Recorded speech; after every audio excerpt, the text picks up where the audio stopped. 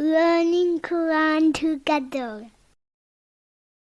بسم اللہ الحمدللہ والصلاۃ والسلام علی رسول اللہ۔ سورہ الحج آیت 61۔ ذالکا بأن اللہ، یہ اس لیے کہ یقیناً اللہ یولج اللیل فی النہاری، رات کو دن میں داخل کرتا ہے، ویولج النہار فی اللیل، اور دن کو رات میں داخل کرتا ہے، وان اللہ سمیع بصیر، اور یقیناً اللہ تعالیٰ سب کچھ سننے والا، سب کچھ دیکھنے والا ہے۔ اللہ تعالیٰ نے کائناتی تبدیلی سے ظالمانہ نظام کی تبدیلی اور آنے والی ایمان کی صبح کی بشارت دی ہے۔ وہ رات کو دن میں داخل کرتا ہے، یعنی رات کا کچھ حصہ لے کر دن کو بڑا کر دیتا ہے، جیسے گرمیوں کے دن بڑے ہوتے ہیں، اور دن کو رات میں داخل کرتا ہے تو رات بڑی ہو جاتی ہے، جیسے سردیوں کی راتیں بڑی ہوتی ہیں۔ دن اور رات میں کمی بیشی سے موسم مرتب ہوتے ہیں، اسی پر دن رات اور سورج چاند کے فائدوں کا انحصار ہے۔ موسموں کا یہ اختلاف انسانوں کے لیے اللہ تعالیٰ کی بہت بڑی رحمت ہے۔ وَأَنَّ اللَّهَ سَمِيعٌ بَصِيرٌ، اللہ تعالیٰ نے شعور دلایا ہے کہ تمہارے حالات سے وہ بے خبر نہیں، وہ خود مشاہدہ کرتا ہے اور سنتا ہے۔ اللہ تعالیٰ نے اس کے توسط سے یہ یقین دلایا ہے کہ وہ عینی شاہد ہے، اس لیے وہ بندوں سے ان کے ظلم کا بدلہ لے لے گا۔ ذالکا بأن اللہ، یہ اس لیے کہ یقیناً اللہ هو الحق، وہی حق ہے، وأن ما يدعون من دونہ، اور یقیناً وہ سب جنہیں وہ اللہ کے سوا پکارتے ہیں، هو الباطل، وہی باطل ہیں، وأن اللہ هو العلی الکبیر، اور یقیناً اللہ تعالیٰ بے حد بلند بہت بڑا ہے۔ وہ جو ثابت ہے، جو ہمیشہ سے ہے، وہ زائل ہونے والا نہیں، وہ اول ہے، اس سے پہلے کچھ نہیں تھا، وہی آخر ہے اور اس کے بعد کچھ نہیں۔ وہ کامل اسماء و صفات کا مالک، وعدوں کا سچا، اس کا وعدہ حق ہے، اس سے ملاقات ہونا بھی حق ہے اور اس کا دین بھی حق ہے، اس کی عبادت حق ہے، نفع مند اور ہمیشہ رہنے والی ہے۔ اللہ تعالیٰ ہی سچا معبود ہے اور اس کے سوا کوئی بھی عبادت کے لائق نہیں، کیونکہ ہر چیز اس کی محتاج ہے۔ وہ زبردست غلبے والا ہے، جو چاہتا ہے وہ ہو جاتا ہے اور جو وہ نہیں چاہتا وہ نہیں ہوتا۔ جھوٹے معبود کسی نفع اور نقصان پر قادر نہیں۔ وَأَنَّ اللَّهَ هُوَ الْعَلِيُّ الْكَبِيرُ، وہ فی ذات بلند ہے، اس لیے وہ تمام مخلوقات سے بلند ہے، عالی قدر ہے، اس لیے وہ اپنی صفات میں کامل ہے، تمام مخلوقات پر غالب ہے، وہ اپنی ذات اور اسماء و صفات میں بلند ہے۔ یہ اس کی عظمت و کبریائی ہے کہ قیامت کے روز زمین اس کے قبضہ قدرت میں اور آسمان اس کے دائیں ہاتھ میں لپٹے ہوئے ہوں گے۔ اس کی کبریائی کی حقیقت کو اس کے سوا کوئی نہیں جانتا۔ اللہ تعالیٰ نے فرمایا فَالْحُكْمُ لِلَّهِ الْعَلِيِّ الْكَبِيرِ، چنانچہ فیصلہ اللہ تعالیٰ کے اختیار میں ہے جو بہت بلند بہت بڑا ہے۔ سورہ المومن آیت 12۔ علم تارا، کیا آپ نے نہیں دیکھا، ان اللہ انزل من السماء ماء، کہ بے شک اللہ تعالیٰ نے آسمان سے پانی برسایا، فتصبح الارض مخضرۃ، تو زمین سرسبز ہو گئی، ان اللہ لطیف خبیر، یقیناً اللہ تعالیٰ باریک بین پوری طرح خبر رکھنے والا ہے۔ اللہ تعالیٰ نے اپنی نشانیوں پر غور و فکر کی دعوت دی ہے جو اس کی توحید کے دلائل ہیں، کہ بے شک اللہ تعالیٰ نے آسمان سے کچھ پانی برسایا، یعنی زمین پیاسی ہو، قحط ہو اور نباتات اور درخت خشک ہو چکے ہوں تو آسمان پر تبدیلیاں کون لے کر آتا ہے؟ وہی ہے جو ہواؤں کو بھیجتا ہے، جو بادل اٹھا کر لاتی ہیں، پھر اللہ کے حکم سے پیاسی زمین پر برستے ہیں۔ فرمایا والذی نزل من السماء ماء بقدر فانشرنا به بلدۃ میتا کذالک تخرجون، اور وہ جس نے ایک اندازے کے ساتھ آسمان سے پانی اتارا، پھر ہم نے اس کے ساتھ مردہ شہر کو زندہ کر دیا، اسی طرح تم نکالے جاؤ گے۔ سورہ زخرف آیت 11۔ پھر جب کسی جگہ ہر چیز تر و تازہ اور سرسبز و شاداب ہو جاتی ہے، سیاہ خشک ویران اور قحط زدہ زمین کیسے لہلہا اٹھتی ہے، کبھی تم نے غور کیا؟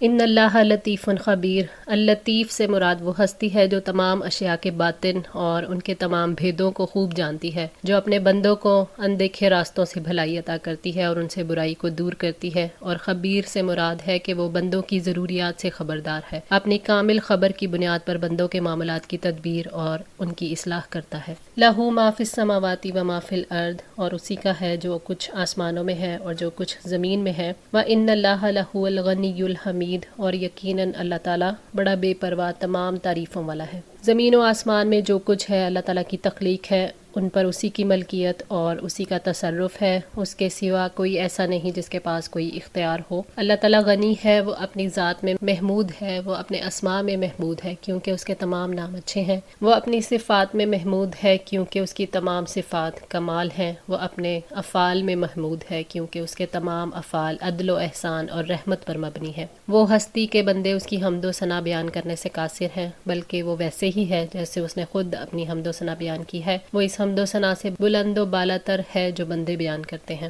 علم تارا کیا آپ نے نہیں دیکھا ان اللہ سخر لکم یقیناً اللہ تعالیٰ نے تمہارے لیے مسخر کر دیا ما فی الارض جو زمین میں ہے والفلکا اور کشتیوں کو بھی تجری فی البحری بامرہ جو اس کے حکم سے سمندر میں چلتی ہیں. یعنی کیا آپ نے اپنی دل کی آنکھوں سے اللہ تعالیٰ کے احسانات کو نہیں دیکھا؟ اللہ تعالیٰ نے زمین کے حیوانات، جمادات اور نباتات کیسے تمہارے فائدے کے لیے تمہارے قبضے میں دے دیے ہیں. تم ان جانوروں پر سواری کرتے ہو، ان کا گوشت کھاتے ہو، دودھ پیتے ہو، ان سے اپنے سامان کی نقل و حمل کے اور دیگر کام لیتے ہو. اسی طرح نباتات، پھل، سبزیاں اور اجناس سے تم اپنی خوراک حاصل کرتے ہو، اور جمادات اور معدنیات سے تم کتنے فائدے اٹھاتے ہو. اس نے تمہیں معدنیات نکالنے کی قوت بھی عطا فرمائی ہے. فرمایا وَسَخَّرَ لَكُم مَّا فِي السَّمَاوَاتِ وَمَا فِي الْأَرْضِ جَمِيعًا مِّنْهُ إِنَّ فِي ذَلِكَ لَآيَاتٍ لِقَوْمٍ يَتَفَكَّرُونَ. اور جو کچھ آسمانوں میں ہے اور جو کچھ زمین میں ہے سب کو اس نے اپنی طرف سے تمہارے لیے مسخر کیا. یقیناً اس میں بہت سی نشانیاں ہیں ان لوگوں کے لیے جو غور و فکر کرتے ہیں.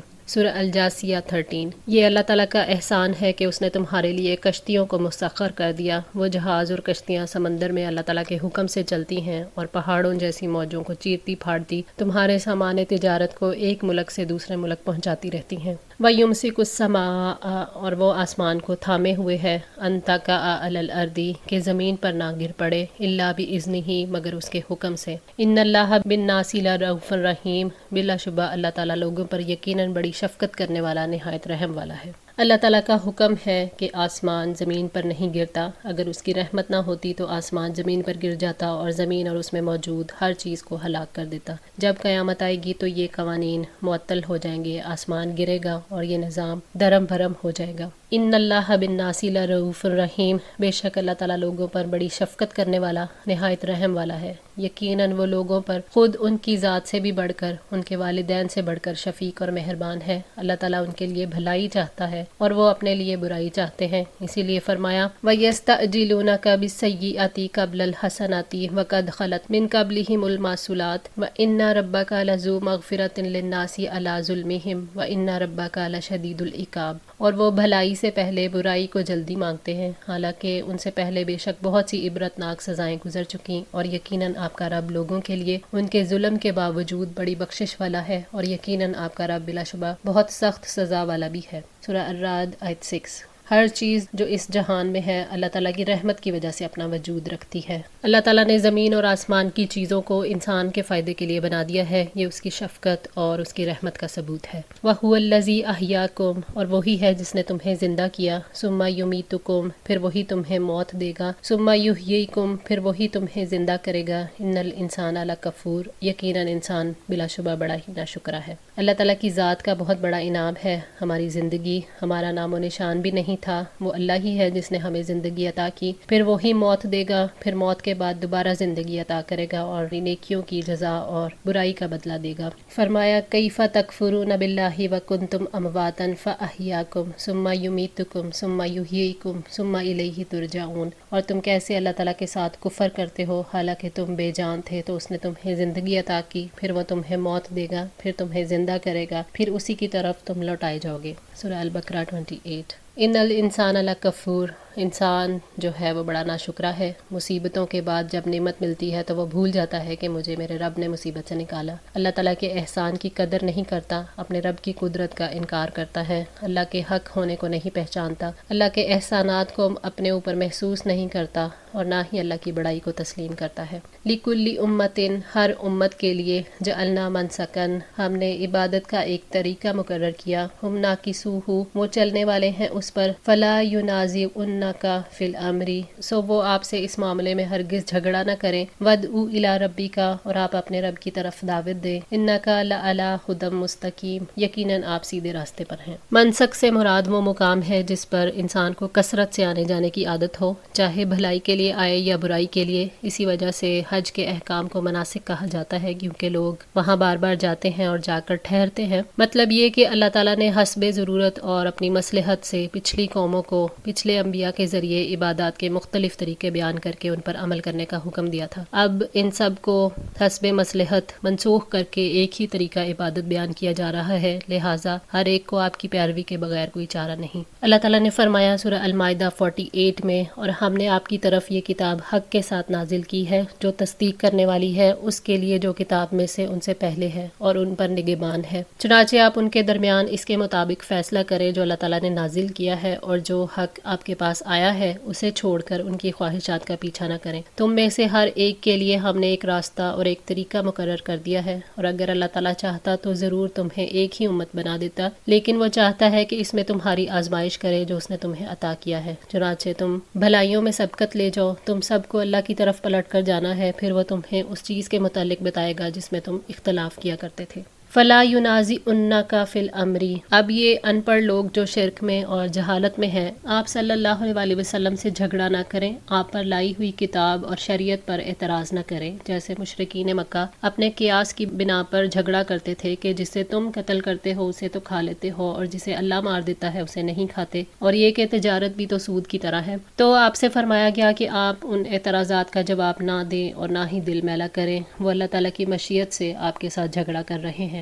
آپ اپنے رب کے راستے کی طرف دعوت دیں، یعنی اپنے رب پر ایمان لانے اور شریعت پر عمل کرنے کی دعوت دیں، ان کے جھگڑے کی وجہ سے آپ دعوت کا کام نہ چھوڑیں۔ اللہ تعالیٰ نے فرمایا وَلَا يَصُدُّنَّكَ عَنْ آيَاتِ اللَّهِ بَعْدَ إِذْ أُنزِلَتْ إِلَيْكَ وَادْعُ إِلَىٰ رَبِّكَ وَلَا تَكُونَنَّ مِنَ الْمُشْرِكِينَ، اور وہ آپ کو اللہ تعالیٰ کی آیات سے نہ روک دے اس کے بعد کہ وہ آپ کی طرف نازل کر دی گئیں، اور آپ اپنے رب کی طرف بلائیں اور آپ مشرکوں میں سے نہ بنیں۔ سورہ القصص 87۔ اِنَّكَ لَعَلَىٰ هُدًى مستقیم، آپ صلی اللہ علیہ وسلم روشن راستے پر ہیں جو سیدھا رب تک جاتا ہے، جو معتدل ہے اور منزل پر پہنچاتا ہے۔ آپ کو اپنی دعوت پر اعتماد اور اپنے دین پر یقین ہے، آپ اپنے موقف پر سختی سے جمے رہیں اور وہ کام کرتے رہیں جس کا آپ کے رب نے آپ کو حکم دیا ہے۔ آپ صلی اللہ علیہ وسلم کا موقف مشکوک اور کمزور نہیں، یہ آپ کی دعوت جھوٹ پر مبنی نہیں کہ آپ لوگوں کی خواہشات اور ان کی رائے کی طرف توجہ دیں اور ان پر اعتراض آپ کی راہ کو کھوٹا کر دیں۔ اللہ تعالیٰ کا یہ فرمان ہے فَتَوَكَّلْ عَلَى اللَّهِ إِنَّكَ عَلَى الْحَقِّ الْمُبِينِ، پھر اللہ تعالیٰ پر بھروسہ کرو، یقیناً تم صریح حق پر ہو۔ اپنے رب کی طرف دعوت دینے کے لیے نبی صلی اللہ علیہ وسلم کو اعتماد دیا گیا ہے کہ اللہ تعالیٰ نے فرمایا یقیناً آپ سیدھے راستے پر ہیں، اس لیے مطمئن ہو جائیں، استقامت کے ساتھ اس شریعت پر خود قائم رہیں اور دوسروں کو بھی دعوت دیں، جھگڑوں کی پرواہ نہ کریں کیونکہ اب آپ سیدھے راستے پر ہیں اور پچھلی شریعتیں منسوخ ہو گئی ہیں۔ آج کے لیے اتنا ہی، دعا ہے اللہ تعالیٰ ہماری اس کوشش کو قبول فرمائے، ہماری غلطیوں کوتاہیوں کو معاف فرما کر ہماری اصلاح فرمائے۔ جزاکم اللہ خیر، والسلام علیکم ورحمۃ اللہ وبرکاتہ۔